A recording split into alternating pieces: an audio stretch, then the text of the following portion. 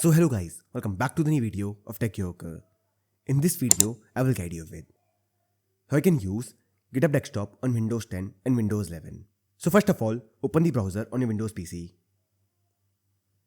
Now here search for GitHub Desktop. Now click on the first link. Now click on Download for Windows 64-bit. This says Unverified Download Blocked. Click on it.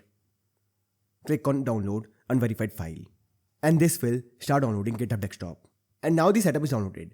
Open it. And this will start installing GitHub Desktop. Wait until the process is completed. And this will install the app. Now click on sign in to github.com. Now log into your account. Let's sign in with Google. Now here click on continue. Click on authorize desktop. Now click on open GitHub Desktop. And this will sign in. Click on finish.